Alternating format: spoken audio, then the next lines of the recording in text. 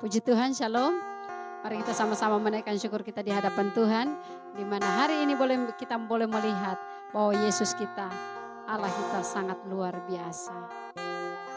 Kita naikkan pujian ini.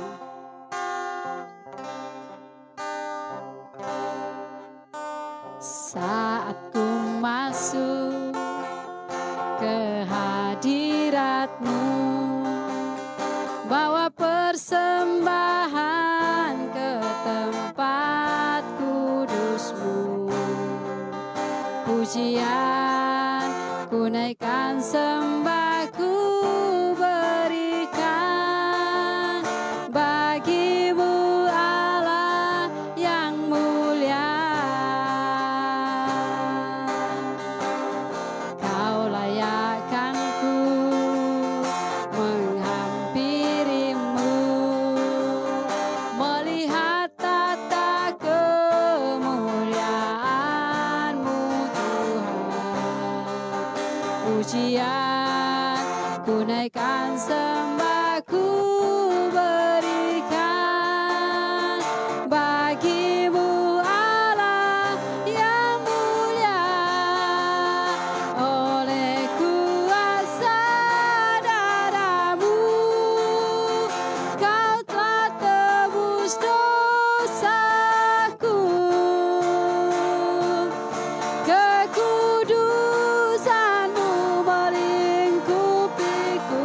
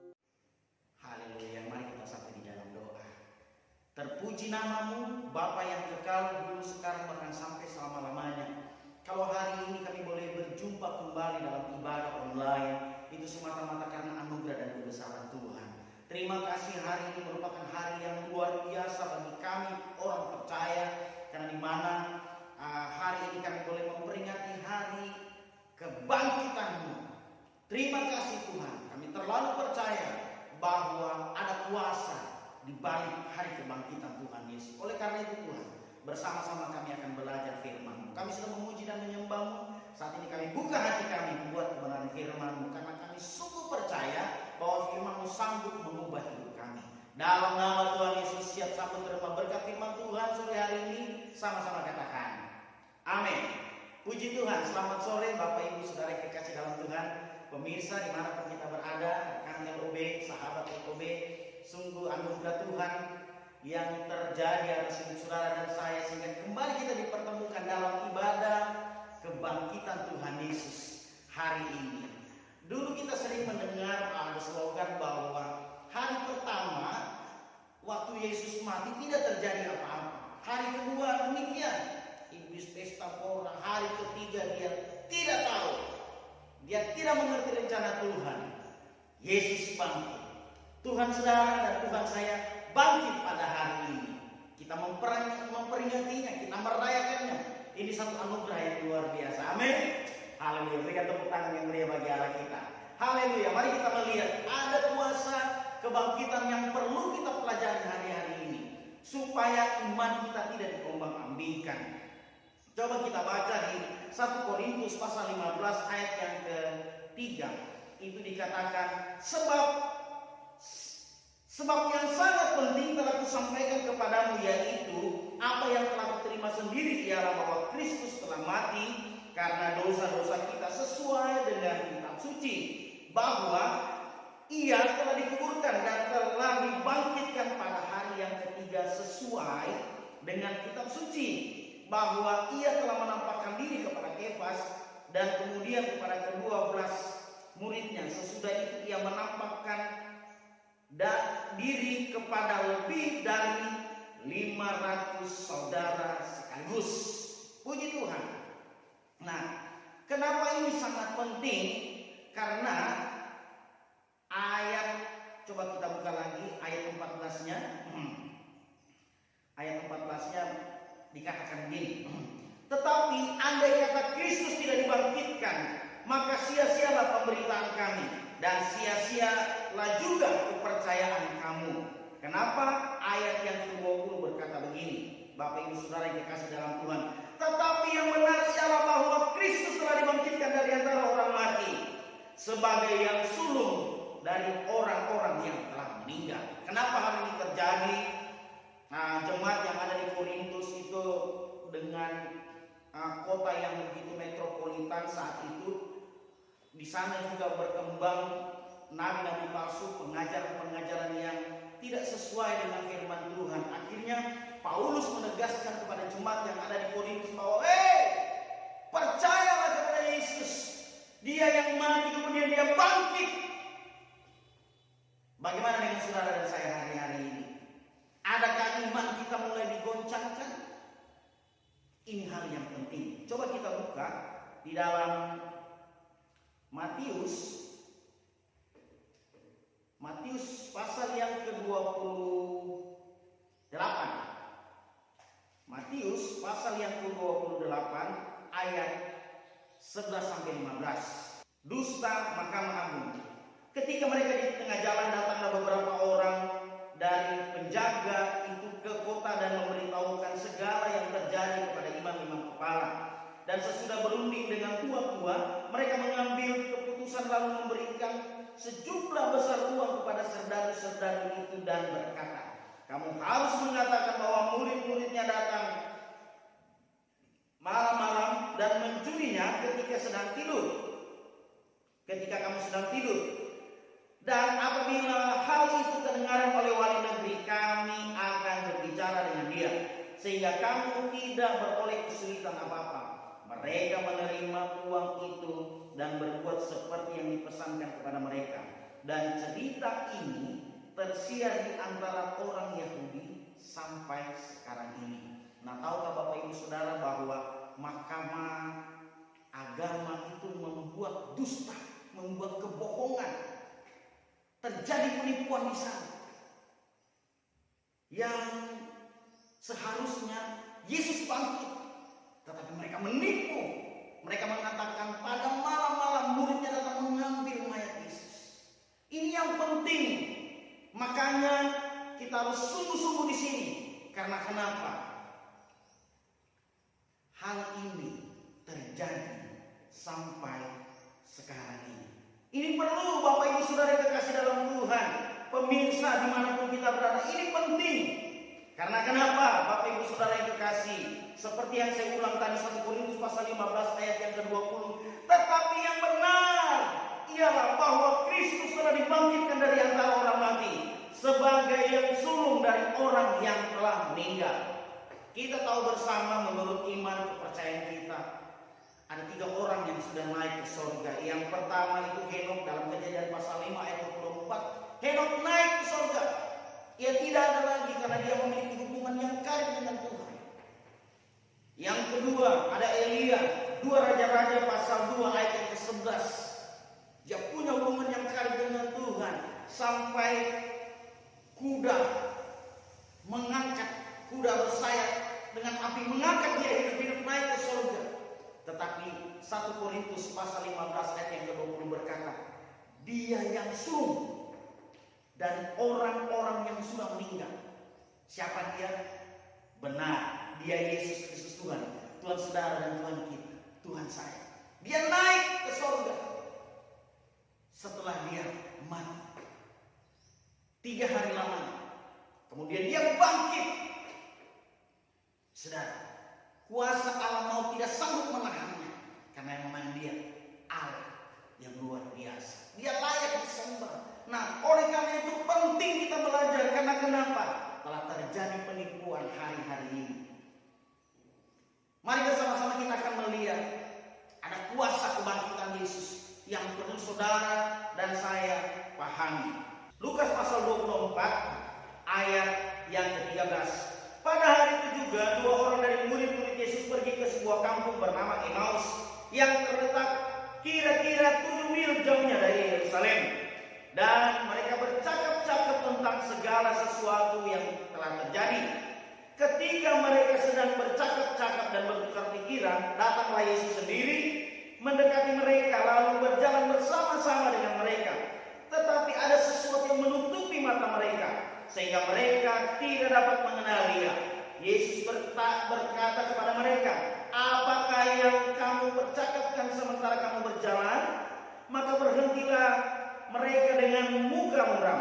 Seorang dari mereka bernama Kleopas menjawabnya, adakah engkau satu-satunya orang asing di Yerusalem yang tidak tahu apa yang terjadi di situ pada hari-hari belakangan ini? Katanya kepada mereka, apakah itu? Jawab mereka, apa yang terjadi dengan Yesus orang Nazaret? Dia adalah seorang nabi yang berkuasa dalam pekerjaan dan perkataan di hadapan Allah dan di hadapan seluruh bangsa kami. Tetapi imam-imam kepala dan pemimpin-pemimpin kami telah menyerahkan dia untuk dihukum mati dan mereka telah menyalibkannya. Padahal kami dahulu mengharapkan bahwa dialah yang datang untuk membebaskan bangsa Israel. Tetapi sementara itu telah lewat 3 hari sejak semuanya itu terjadi. Nah, Bapak Ibu Saudara yang dikasih dalam Tuhan, pemirsa dimanapun Anda berada, ada 2 murid Tuhan Yesus. Mereka berjalan menuju ke Emmaus. Ayat yang ke-13 berkata, pada hari itu juga 2 orang murid Yesus pergi ke sebuah kampung bernama Emmaus. Di sini dikatakan pergi ke sebuah kampung. Kenapa? Kalau terjadi kekecewaan di sana.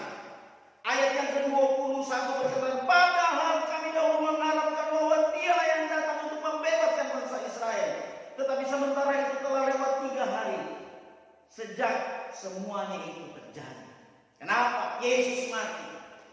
Mereka mengharapkan bahwa Yesus yang akan datang membebaskan mereka, karena Dia diberkati dalam pekerjaan dan perkataan. Bagaimana dengan saudara dan saya hari-hari ini? Kita mengaku kita murid Tuhan, kita anak Tuhan, kita murid Yesus, tapi hari-hari ini tidak ada kuasa perkataan dan pekerjaan. Mungkin hari-hari ini kita kecewa, Bapak Ibu Saudara kita kasih dalam Tuhan. Tetapi dengar, poin pertama, ada kuasa kebangkitan Yesus. Apa itu? Poin pertama, ayat yang ke-31 berkata begini, ketika itu terbukalah mata mereka Saya bacakan dari ayat yang ke-28. Mereka mendekati kampung yang mereka tuju itu, lalu seolah-olah ia hendak meneruskan perjalanannya. Maksudnya Yesus yang akan meneruskan perjalanannya. Tetapi mereka sangat mendesaknya, katanya. Dua murid tadi itu sangat mendesak, katanya.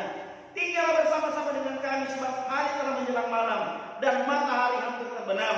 Lalu masuklah ia untuk tinggal bersama-sama dengan mereka. Waktu ia duduk makan dengan mereka, ia mengambil roti, mengucap berkat, lalu memecah-mecahkannya dan memberikannya kepada mereka. Ayat ke-31.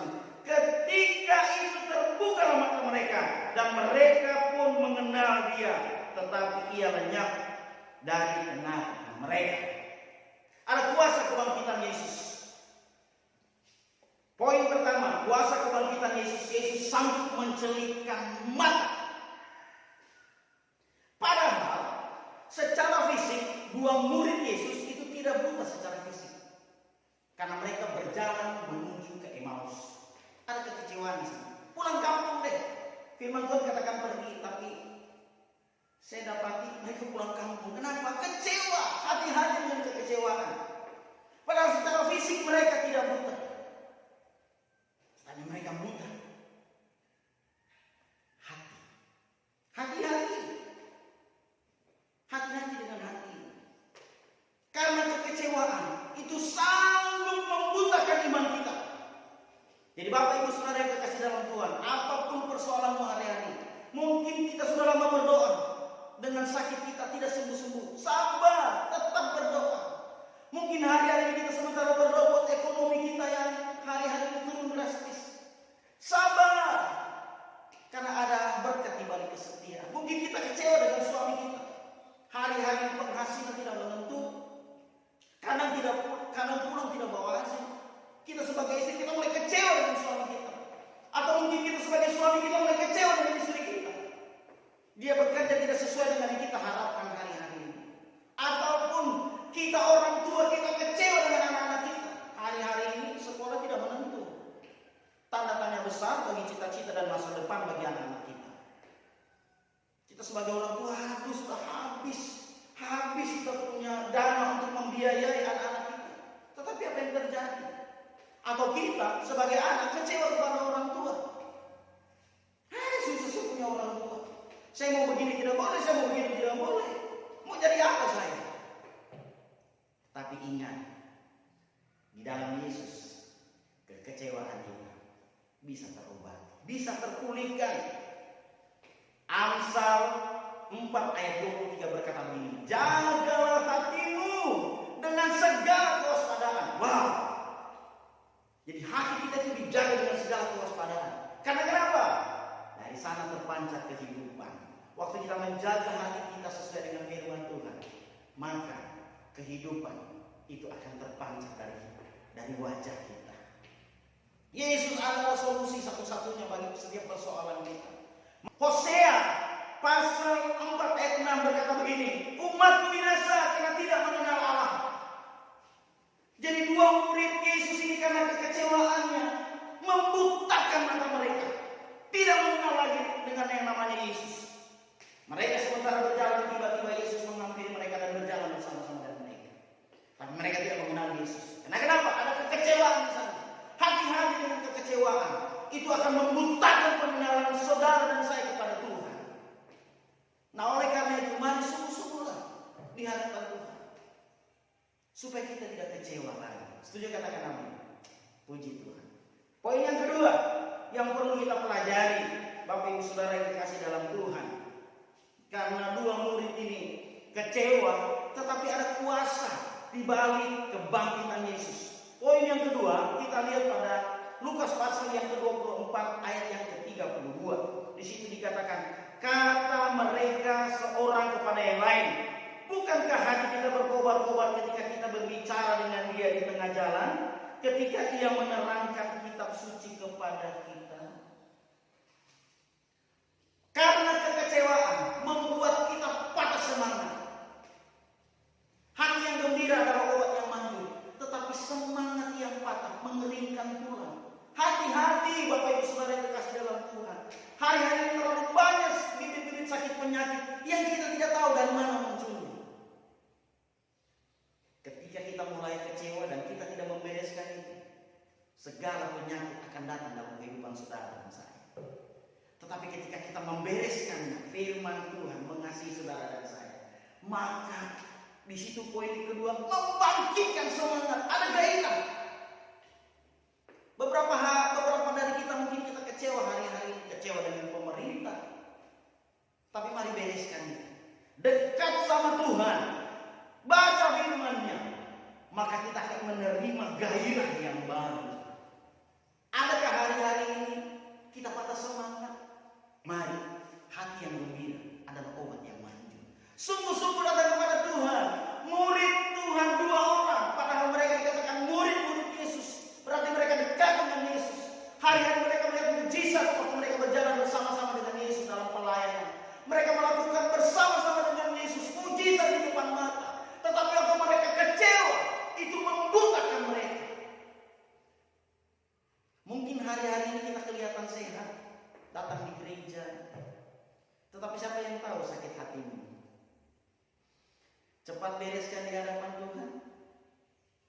Dan dekatlah kepada Tuhan. Karena di dalam Dia ada semangat yang baru. Sudah katakan amin? Ya, saudara. Oleh karena itu saudara, mari sungguh-sungguhlah.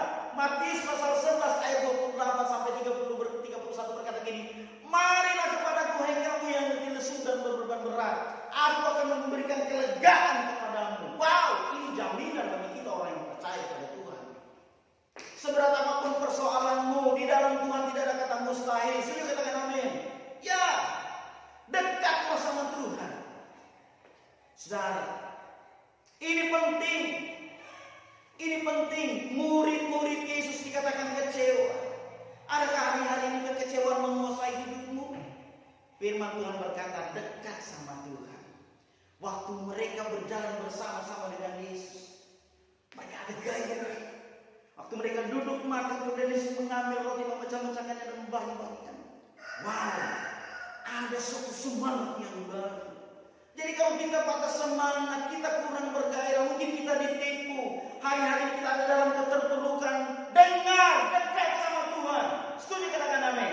Ya, dekatlah sama Tuhan. Maka Tuhan akan menyelesaikan setiap persoalan dan pergumulanmu. Ini jaminan. Firman Tuhan berkata, mari kepadaku. Tetapi terkadang kita tidak. Kita lari kepada orang pintar. Kenapa dikatakan orang pintar? Karena kita hanya sendiri yang bodoh. Pergi sama orang yang tidak punya pengharapan. Hari-hari ini terlalu banyak orang-orang yang percaya hilang entah kemana. Karena kecewa mungkin dengan Yesus. Dia datang ke gereja memberikan perpuluhan. Dia sangka itu kayak mancing. Kasih perpuluhan harapannya besar. Malah buntung. Kecewa sudah tidak ada gereja-gereja. Tidak ada ibadah lagi. Hati-hati dengan kekecewaan. Ini musuh terberat hati saudara dan hati saya. Ketika kekecewaan itu sudah menguasai hidup kita, maka ini yang terjadi. 2 orang murid dekat sama Tuhan, tapi mereka kecewa. Oleh karena itu, jangan ada kekecewaan dalam hidupmu. Setuju katakan amin? Ya, datang sama Tuhan, dan Dia akan memulihkan segala sesuatu yang kita alami. Haleluya. Itu kuasa kebangkitan Yesus yang kedua. Dan kuasa kebangkitan Yesus yang ketiga. Ayat yang ke-33. Dari Lukas pasal yang ke-24. Ayat yang ke-33. Lalu bangunlah mereka dan terus kembali ke Yerusalem. Nah, tadi dikatakan ayat yang ke-13. Mereka pergi ke sebuah kampung namanya Emmaus. Mereka pergi. Tapi ayat 33. Lalu bangunlah mereka karena mereka lagi duduk makan. Mereka bangun dan terus kembali. Jadi sepertinya 2 orang murid ini, mereka punya kampung di Emmaus. Tetapi setelah mereka berjumpa dengan Yesus, mata hati mereka dicerahkan dari kebutaan. Kemudian mereka memperoleh semangat yang baru. Apa yang terjadi? Poin yang ketiga. Waktu mereka fokus kepada firman Tuhan, waktu mereka fokus kepada Yesus, hidup mereka dipulihkan. Bagaimana dengan saudara dan saya? Adakah saudara ragu dengan Injil, dengan firman Tuhan? Roma pasal 1 ayat 16-17 dikatakan Injil itu kekuatan Allah. Jangan main-main dengan Injil. Jangan main-main dengan firman Tuhan.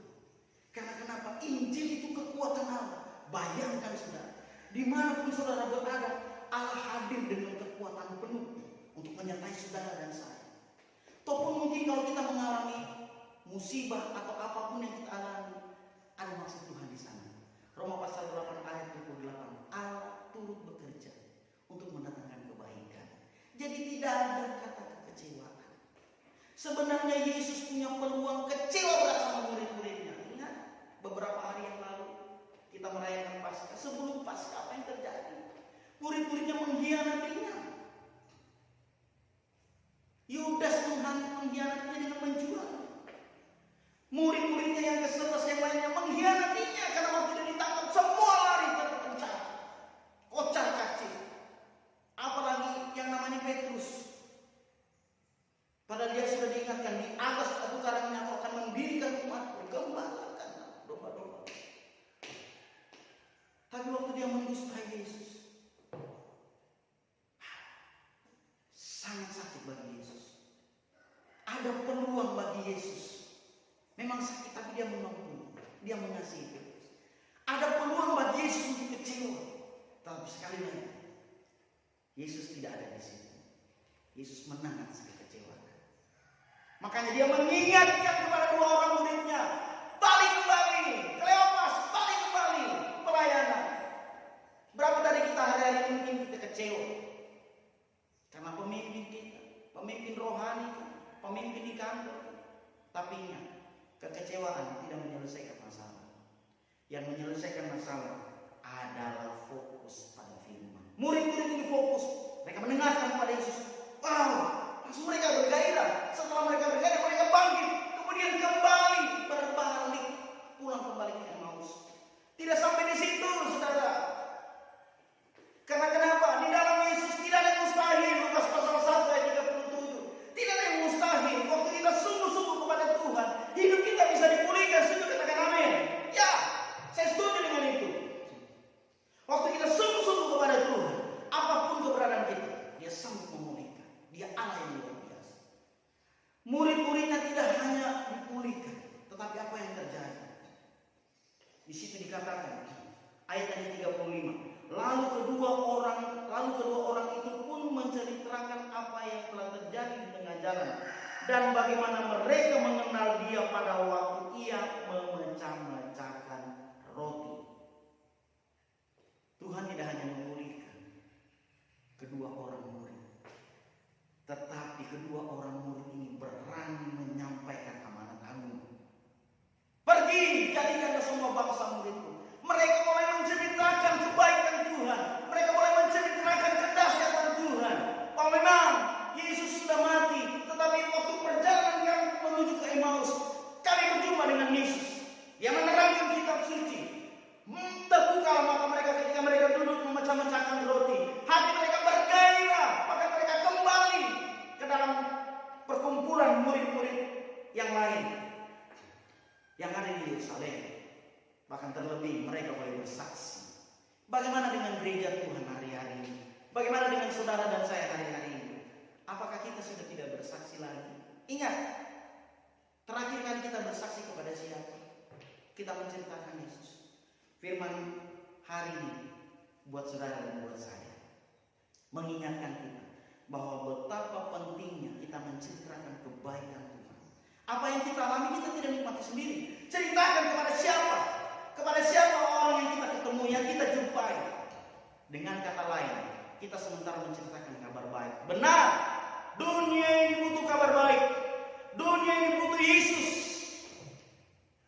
Oleh karena itu Bapak Ibu Saudara yang dikasih dalam Tuhan, pemirsa dimanapun kita berada, mari, poin yang ketiga ini ada kuasa kebangkitan Yesus, yaitu kita harus bersaksi.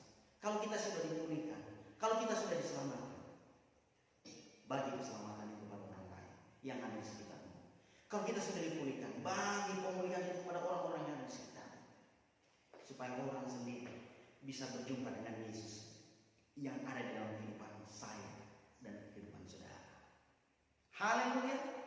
Sungguh anugerah yang besar kita boleh ada di hari ini. Karena ini merupakan hari perayaan hari kebangkitan Yesus dari maut. Kuasa maut tidak sanggup menahannya. Puji Tuhan. Tuhan Yesus memberkati. Kita satu di dalam doa. Bapak yang baik, terima kasih buat anugerah yang besar. Kami sudah merenungkan firman-Mu Tuhan. Hamba-Mu terbatas untuk berkata-kata. Tetapi biarkan Roh-Mu sendiri yang memberikan pemahaman, memberikan pengertian dalam kehidupan kami, bahwa ada kuasa kebangkitan Yesus, yaitu Tuhan sanggup mencerahkan mata hati kami. Kedua, Tuhan sanggup membangkitkan, memberikan semangat yang baru. Dan terlebih, Tuhan sanggup memulihkan kami. Bahkan kami mau untuk menjadi saksi Tuhan. Ini merupakan amanat agung, di mana kami boleh dipanggil untuk menjadi saksi, menceritakan, menjadikan orang murid Yesus. Oleh karena itu Tuhan, setiap roh ketakutan untuk bersaksi kami doakan dalam nama Yesus. Setiap umat yang menyaksikan tayangan ini Tuhan, diberikan roh keberanian dari Tuhan untuk menyaksikan kedahsyatan Tuhan, untuk menyaksikan kebaikan Tuhan, sehingga nama Tuhan dipermuliakan dulu, sekarang, akan sampai selama-lamanya. Terus kami berdoa buat bangsa kami. Mari kami memberkati bangsa Indonesia. Diberkatilah Indonesia. Jadi bangsa yang kuat, bangsa yang hebat, bangsa yang mempermuliakan nama Tuhan. Sementara terjadi resolusi Tuhan, mental Tuhan buat Indonesia. Kami berdoa supaya mental-mental yang buruk itu diubahkan. Jadi mental-mental yang luar biasa di dalam Tuhan. Terlebih kami berdoa buat Indonesia. Hujan keselamatan, pertobatan jiwa-jiwa terjadi bagi bangsa kami Tuhan.